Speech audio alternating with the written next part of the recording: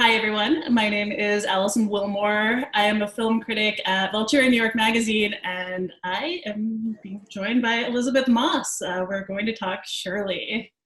Hi. Hi, Alison. Hello, everybody or anybody watching. So maybe to start off, I wanted to ask you about what your relationship was with Shirley Jackson going into this movie, because she's one of those people who has like this incredibly famous short story, The Lottery. Haunting of Hill House has been adapted a few times, but she also has a lot of work that people aren't familiar with. She's one of those people whose like reputation has really grown years since her death.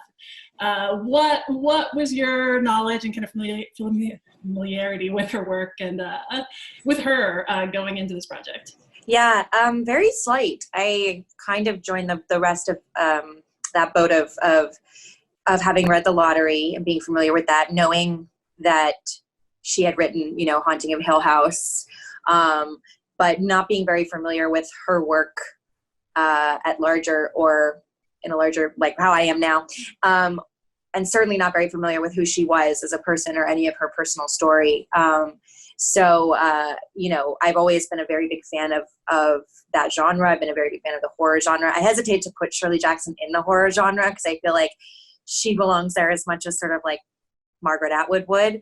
But I think I've always sort of known about her over here. Now, of course, I have a much deeper knowledge and understanding of her work and who she is, or who she was, sorry, as a person. This is, if I have this right, your first time playing a historical figure, a real person. Was that something that you kind of deliberately steered clear from? Was that kind of a coincidence? And how did that change your approach? Yeah, it's definitely not something I've steered clear of, although it's a very intimidating thing to do. I have great admiration for, obviously Meryl Streep, Marion Cotillard, people who have done it so incredibly and perfectly. What was great about this was it was a good way to kind of put my toe in the water, so to speak, as far as, because it's an anti-biopic, because it is based on a fictional work, the novel Shirley, and feels more like a Shirley Jackson story as opposed to biography. It felt like a good way to kind of start and, try out something like that without having to be too nervous about people being able to, watch videos of the person and then compare your performance to the real thing. I would like to do that someday. I think that'd be incredibly challenging and interesting. But this was a good kind of first stab because I got to do all of the research, read all of her work. There's an incredible biography out on her about her haunted life. And, read all these letters between her and Stanley and that we got from the Library of Congress and do all of the like good actor work, that you're supposed to do, which I don't normally do at all. I'm usually like, I've read the script and talked to the director and that's about it.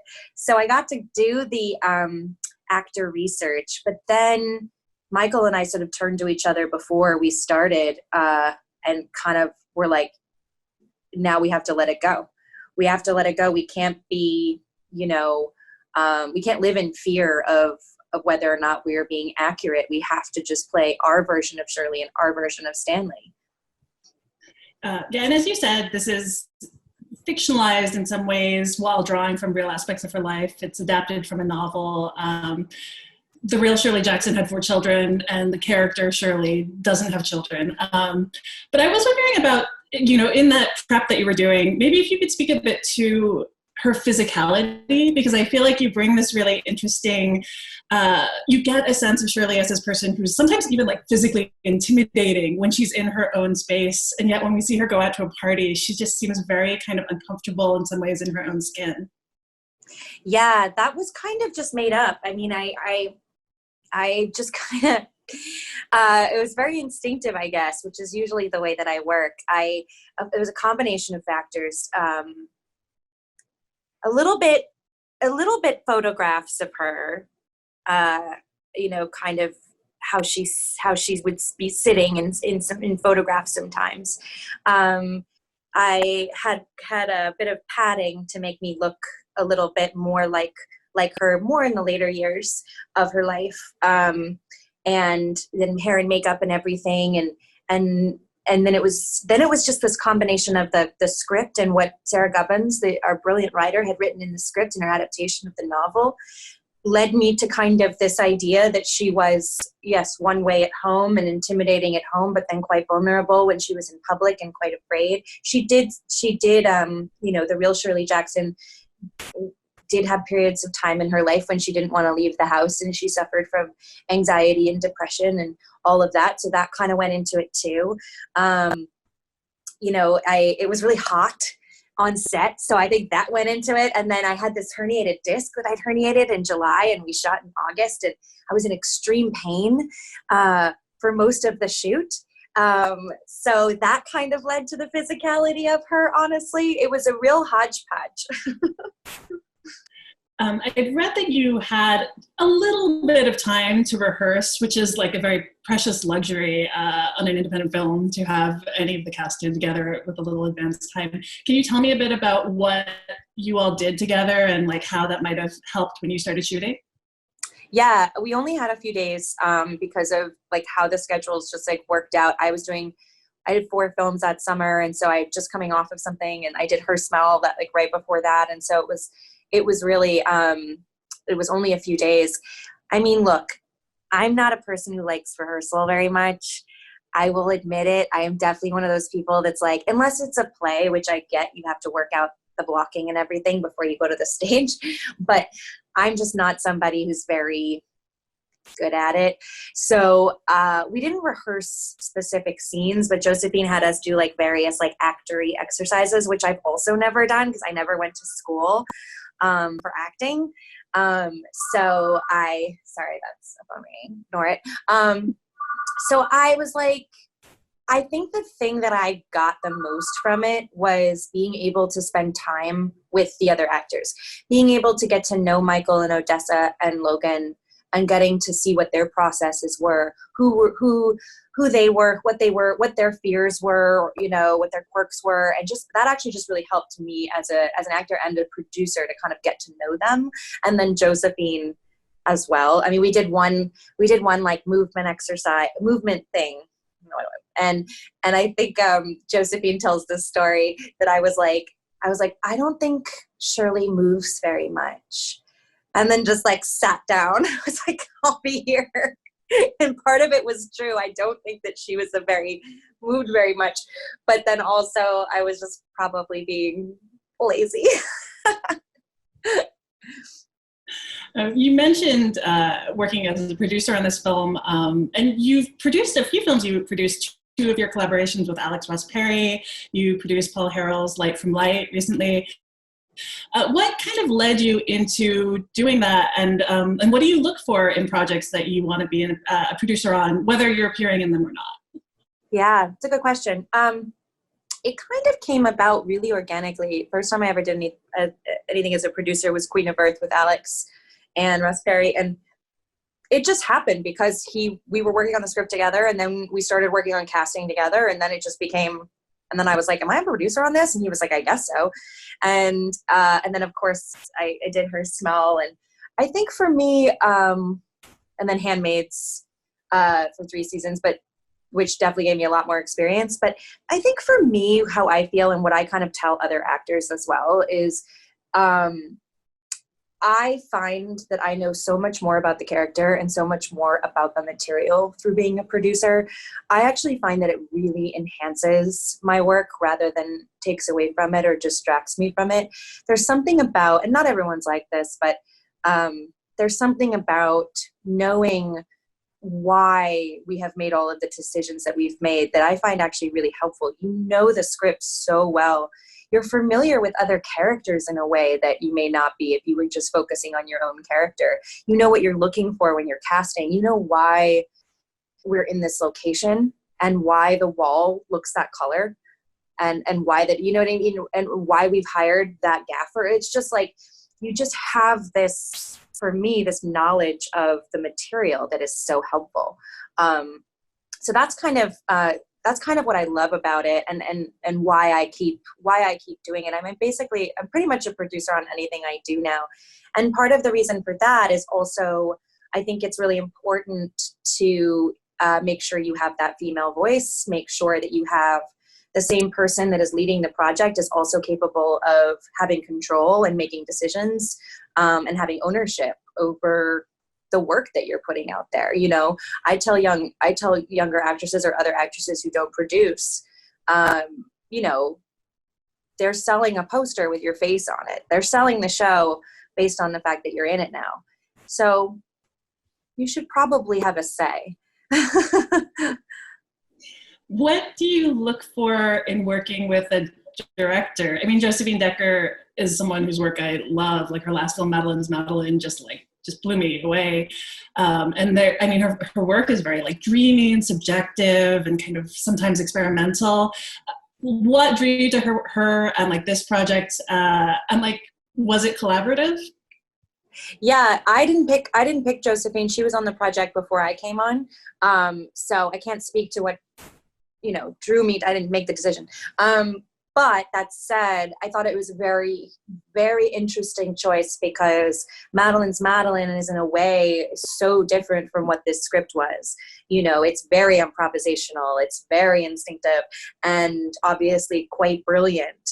And then there was this script that was beautifully written and had great dialogue and scenes, you know, with beginning and middle and an end. And merging those two, I think, was really, really interesting. I think if we'd gone with a different director, it could have been more of a straight kind of biopic, and that may not have been as interesting. So I think I love the decision, and she was very, very collaborative and very open to different processes, because Michael and I actually work really differently, and we have very different ways of working, but are trying to arrive at the same goal. And he's, I'm very instinctive. I'm very flying by the seat of my pants. I'm very like, just let the camera roll and see what happens. And he's very thoughtful, and he thinks so much about it. And he does his research, and he really dissects like every line and every moment, and of course to brilliant results. He's the best we have. She was really good, Josephine, at understanding those two processes and being able to respect them both, and being able to kind of work with the both of them without being like, oh my God, you want to rehearse and you don't, what do I do? Like, she just was very open and very understanding of, I think the mark of a really good director is being able to say that you don't know, being able to say that you don't have the answer, and being able to, the inexperienced bad directors are the ones who go, do it this way, and that's the only way, and I can't tell you why. It's the good directors are actually like working with someone like Jane Campion. Like, she's the first person to be like, I don't know, what do you think? Or like, I'm actually not sure, why don't we try this? And I think that Josephine definitely has that. Can you tell me a bit about working with Michael to create, I mean, the marriage, Shirley's marriage in this movie is this like incredibly fraught, complicated thing. In some ways, Stanley, her husband, is like her biggest tormentor. He kind of like, they have like a one-sided open marriage. And in the other way, he's like her biggest fan, in that like he genuinely does love her work. Can you tell me a bit about how you work together to kind of like build that really complicated dynamic? Yeah. I mean, the biggest part of it was basically me going, you're the greatest actor we have.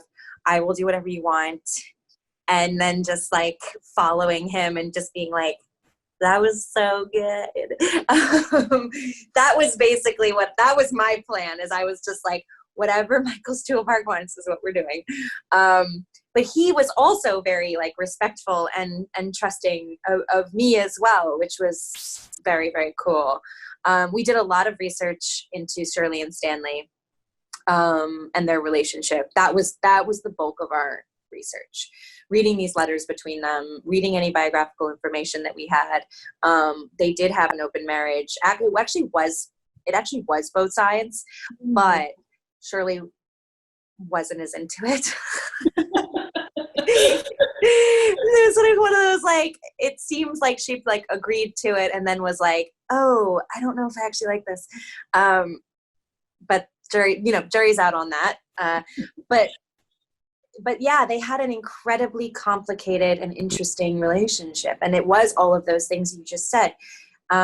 She was somewhat tormented by him at times and his affairs.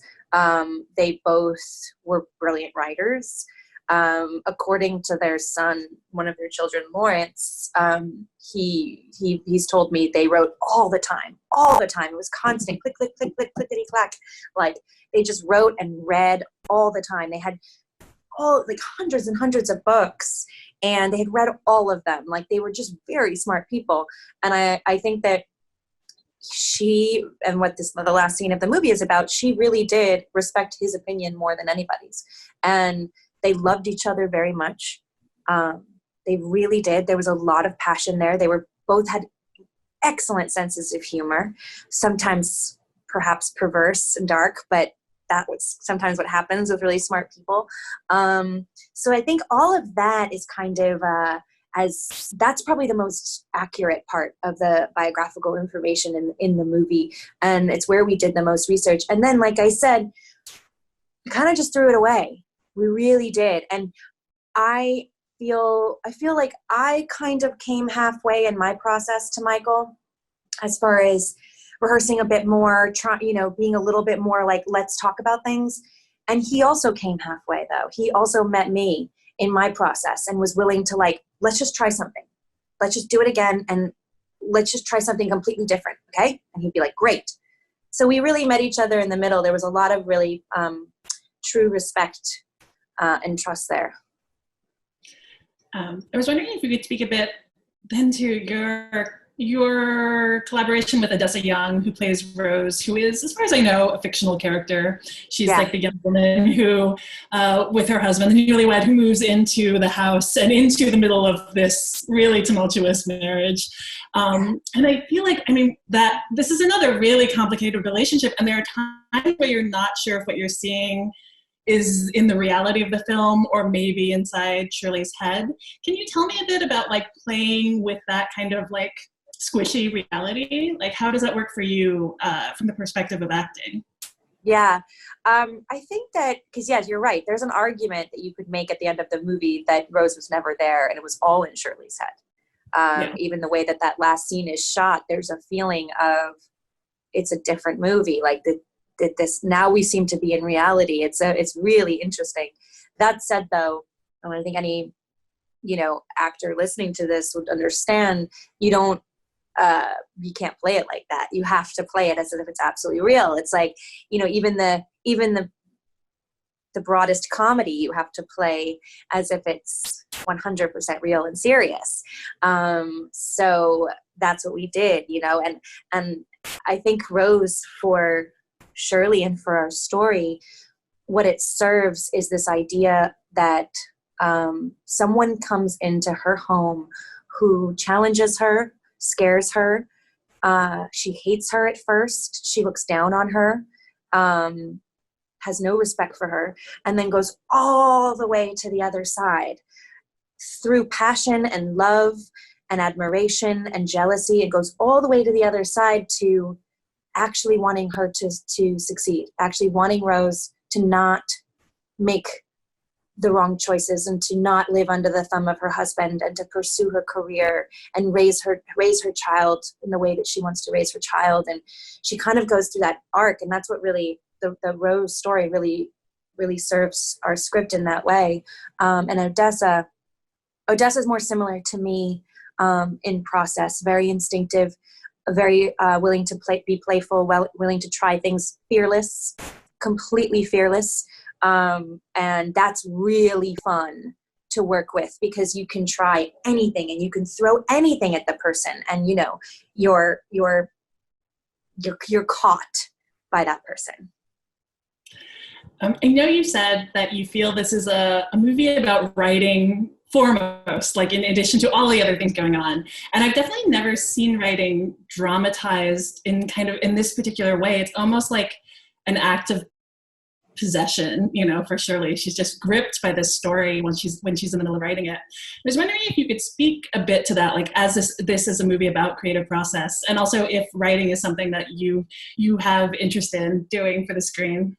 Yeah, I have no interest in writing. I have a lot of respect for writers, and I really think it's so difficult.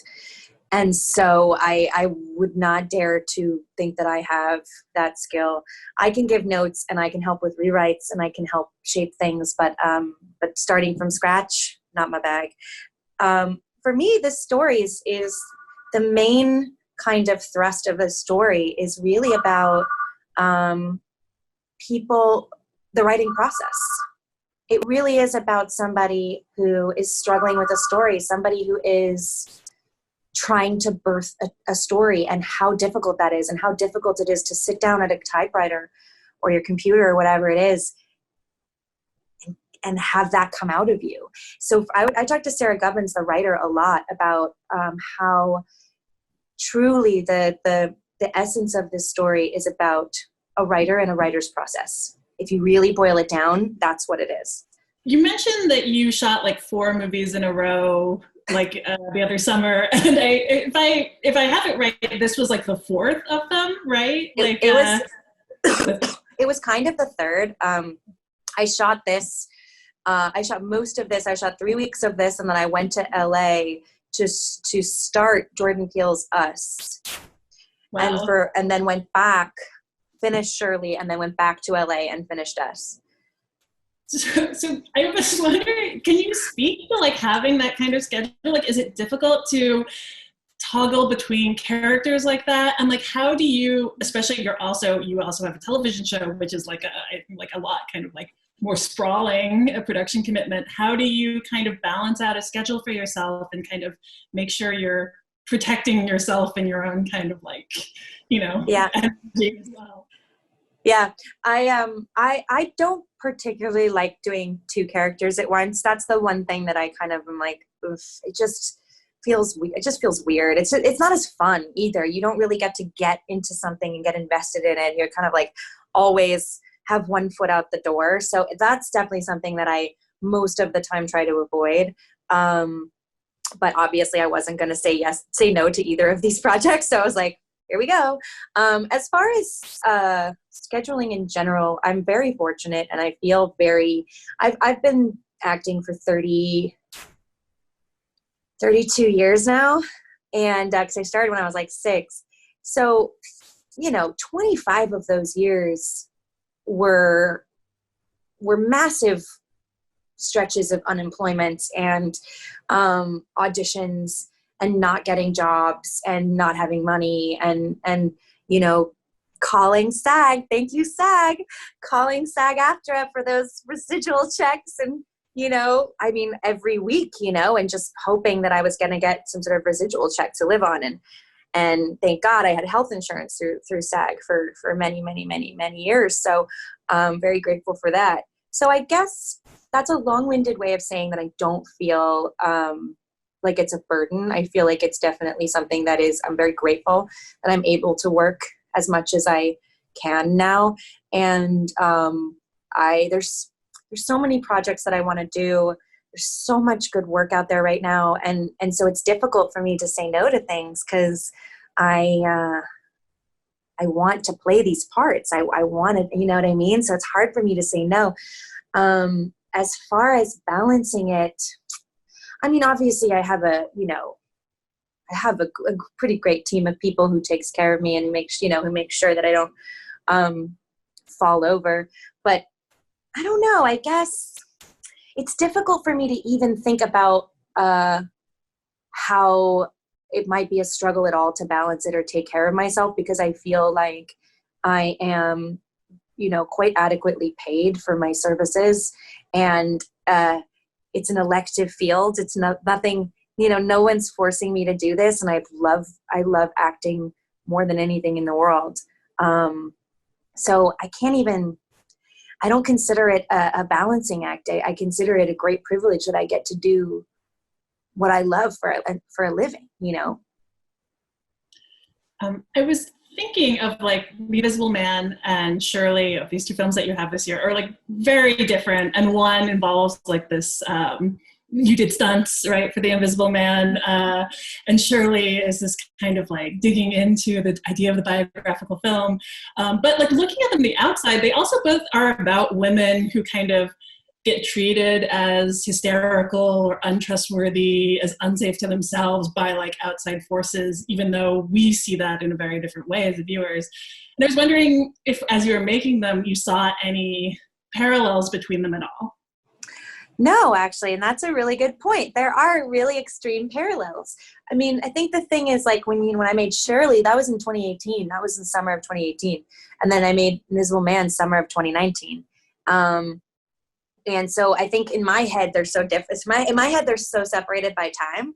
So I do think that that there is a theme in my work, though, that I don't shy away from. I think some actors kind of go, oh, I don't want to, I did that thing, so I should do something completely different. And I don't really care so much about that. There are themes that I seem to be really interested in as a woman, and, of what you're talking about, of gaslighting and of exploring the stigma of an hysterical woman.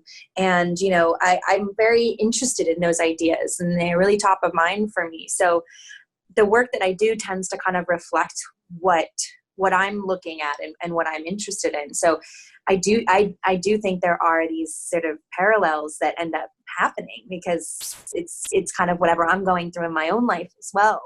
But yeah, I have a real lockdown on like the storyline of a woman losing her child. That's my brand. And I like that. I mean, that's just something that I'm very interested in, those stories. You've been able to move between film and television like so fluidly, and kind of and like kept up a really active like schedule of roles of films in between TV seasons. And I was just thinking, it's been 5 years since Mad Men, and Mad Men was one of those shows that was really instrumental in terms of like just changing the way a lot of people talked about television. I was wondering how you see the line between TV and film now, if there is one. Like, is it all just kind of like it's stuff that we watch on our screen? Right? I know. It's so interesting, Alison, because it's like, I remember having conversations 10, 15 years ago that were so different, and people never even ask anymore.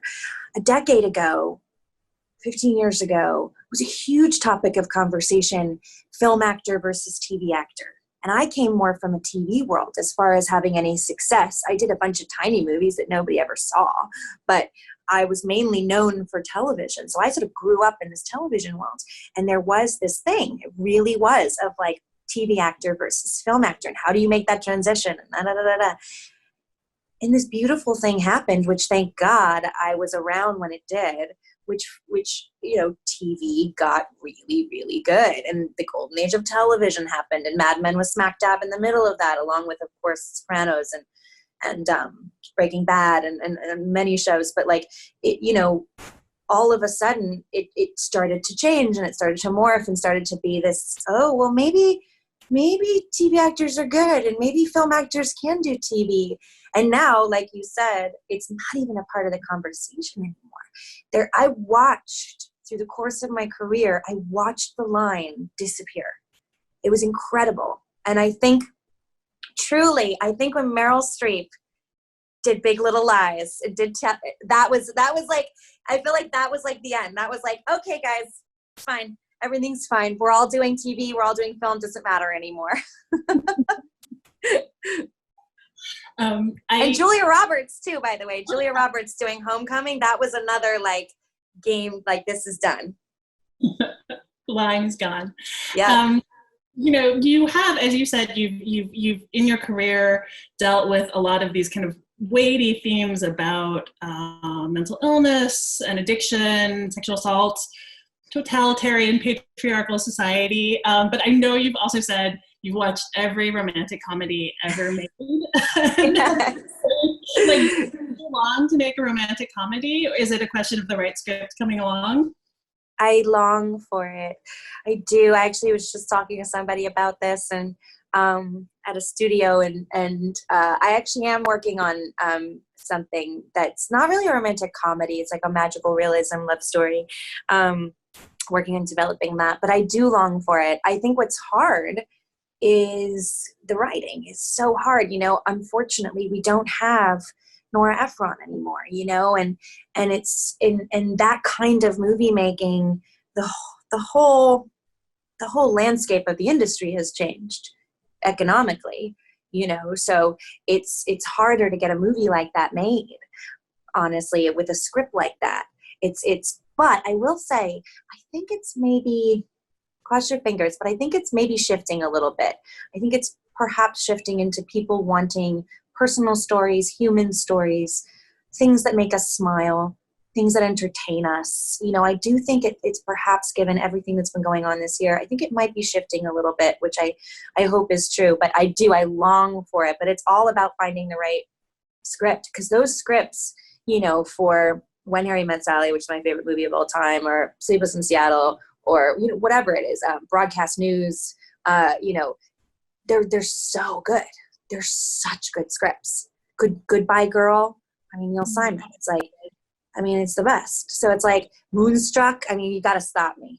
But they're such good scripts, and so that's the thing that is the hardest thing to find. Yeah, I feel like I hear, like, Moonstruck keeps coming back up into conversation, like, recently, and I'm just like, I feel like there's a whole new slate of people who are discovering it and being like, this movie's perfect. It does. It really, it's kind of coming back in a weird way. In season, was it 3 or 2? I can't remember if it was season 2 or 3, but we had a flashback and we put Moonstruck, a DVD of Moonstruck in the show. I was asked to pick a couple movies, and Moonstruck was one of them. Amazing. Well, we're almost out of time, so I wanted to ask you one last thing, which is to bring it back to Shirley. I know that you said in an interview that you feel like you have things in common with the character of Shirley. Speak to that, because she's a complex character. I know. I'm like, I don't know if that's a good thing. But I have had people say that they've watched that movie, that know me really well, have been like, it's actually not as much of a departure as you would think. I know what they mean. It's not quite the same, maybe, issues of, I'm fine leaving the house, and I don't tend to be a person who, suffers from much anxiety or depression. But I will say that her straightforwardness, her impatience, her kind of, her distaste for bullshit, and her distaste for people not being honest, or people just being social and saying what they should say in the moment to be nice. I have that in me, for sure. I have that. I tend to be the person who's like on the call with everybody, and the producer, who's like, can we just cut the shit, guys? Like I don't like pussyfooting around things. I tend to be pretty straightforward. So I would definitely say I have that in common. And I can also be, I value my alone time. I value my work. I'm very focused in my work. I very much value being alone while I'm working. So I think I have that in common. And I also like Scotch. So I'd be like, I am Shirley. And mashed potatoes. So Elisabeth Moss, thank you so much for talking with me. Shirley is incredible. It's available everywhere on Amazon and iTunes, and all your usual rental platforms. You can stream it on Hulu. And also SAG-AFTRA, the SAG-AFTRA Foundation has a COVID-19 fund to support people who need help during this time of the pandemic. For more information, you can go to the website.